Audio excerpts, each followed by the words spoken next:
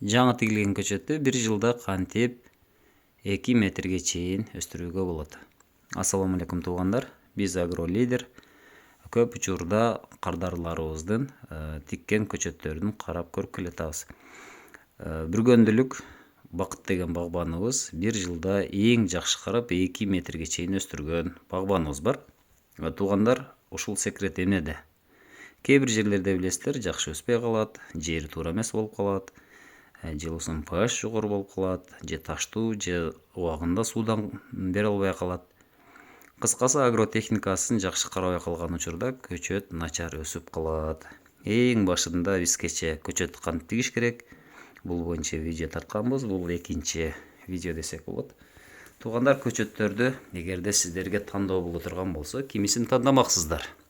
Комментарийга жазып коюңуздар.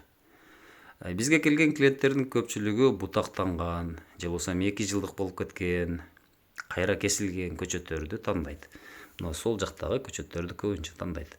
Тамырлары жоондоп кеткен, соруучу тамырлары. Анан мындай ничкераак көчөттөрдү тамыры жакшы экениге карабастан мына көчөттү тандап алган учурлар болот. Эң биринчи бизге үстө эмес, бизге маанилүүсү мына ушул тамыр болот. Тамыр албетте жапыз өсүүчү, орто өсүүчү жана бийик өсүүчү болот. Эгер сиздер тамырды тандап алган болсоңуздар, андан кийинки маселеге өтөбүз. Сиздер тигип алдыңыздар мартта же апрелде, же болбосо февралда тиктиңиздер. Эң бизге биринчи эмне кылышыбыз керек? Бизге биринчи мына соруучу тамырларды өстүрүп алышыбыз керек. Көчөттү бул жерден кестик. Кескенден кийин бул стресстик абалга келет. Себеби бул жагын кесип алып салдык, дагы тамырларын бүт сорууч тамырларын кесип салдык.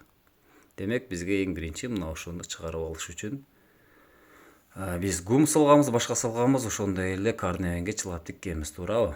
10 литр сууга эң биринчи тамыр чыгарып алыш үчүн карневин 25 грамм 10 литр сууга, фолвик кислотасы 30 грамм, аминокислота 20 грамм. 2 жумада же 1 жумада кайталап 2 жолу куйсаңыздар болот. Март бүттү, азыр эми апрель башталды. Апрелде эми биздин көчөттөрүбүз бүчүр чыгарып баштайт. Эми бүчүргө багууга аракет кылышыбыз керек. Биз эмне беребиз? 10 литр челектеги сууга 30 грамм аминокислота, ошондой эле Бороплюс, бордон 10 грамм, синктен 5-10 грамм кошуп койсок болот. Сууга аралаштырып, ушуну куя турган болсок, бүчүрлөр жарылып, стресс абалдан чыгып, өсүүгө аракет кылып баштайт. Бул 2 жумада же болбосо 10 күн, 14 күн аралыгында жасала турган иш аракет. Андан кийин биз май айына келип калдык дейли. Бул ушул иш аракет 2 жолу кайталанды.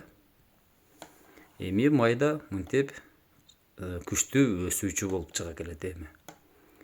Эми биз форма берип башташыбыз керек. Биринчи жылы жалаң формага гана аракет кылабыз.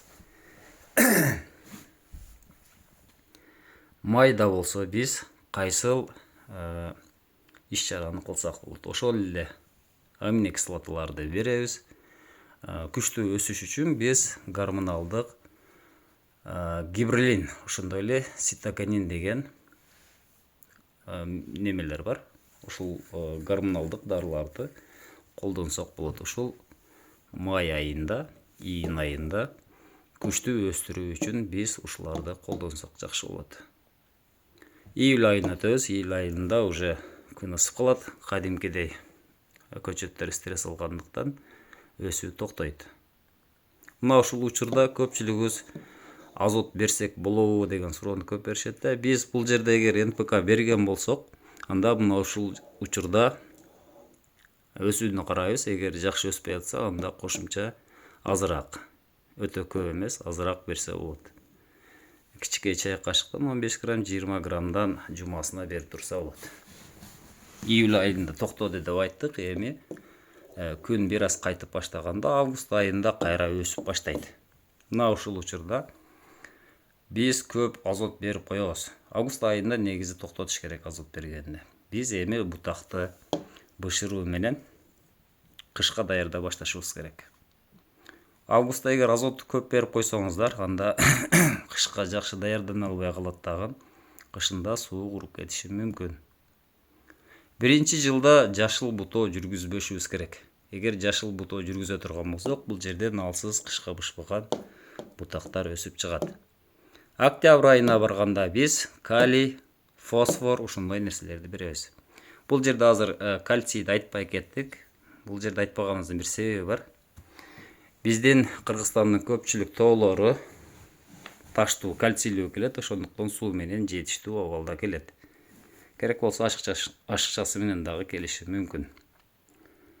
Мына ушундай туугандар, сиздер тамыр буулуп калбагыдай, же болбосо өтө эле кургап кетпегидей абалда болушу керек. Эгерде сууну өтө көп берсеңиздер, тамыр чирик оорусуна тушугат. Эгерде сууну аз берсеңиздер, булар стресстик абалга келет. Аз да эмес, көп да эмес, жетиштүү абалда болуп турушу керек. Жердин ымдуулугу 70-80% түзүп туруш керек туугандар. Сиздер менен Бак Өстөр Кыргызстан каналы болду. Тынч аман болуңуздар туугандар. Көрүшкөнгө чейин.